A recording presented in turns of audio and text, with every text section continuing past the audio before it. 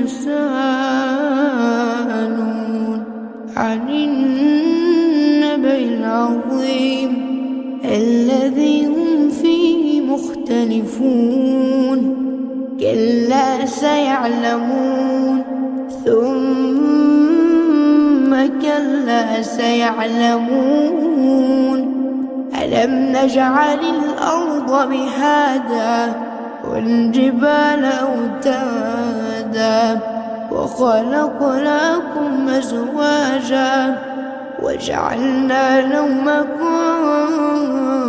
سباتا وجعلنا الليل لباسا وجعلنا النهار معاشا وبنينا فوقكم سبعا شدادا وجعلنا سراجا وهاجا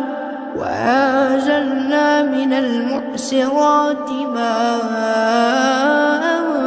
ثجاجا لنخرج به حبا ونباتا وجنات ألفافا إن يوم الفصل كان ميقاتا يوم ينفخ في الصور فتأتون أفواجا وفتحت السماء فكانت أبوابا وسيرت الجبال فكانت سرابا إن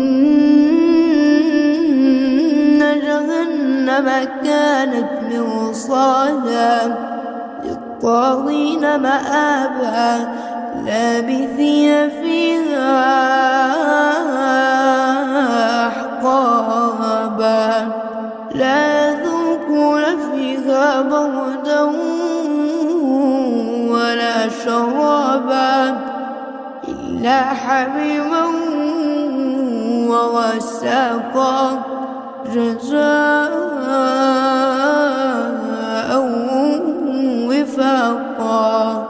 إنهم كانوا لا يرجون حسابا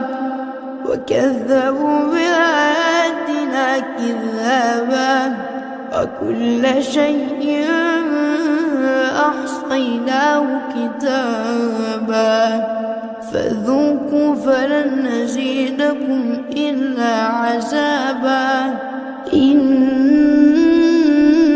للمتقين مفازا حدائق وأعنابا وكواعب أترابا وكأسا دهاقا لا يسمعون فيها لغوا ولا كذابا جزاء من ربك عطاء حسابا رب السماوات والأرض وما بينهما الرحمن لا يملكون منه خطابا يوم يقوم الروح والملائكة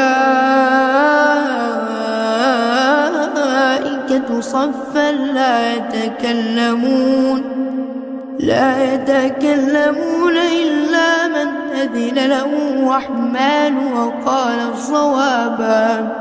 ذلك اليوم الحق فمن شاء اتخذ إلى ربه مآبا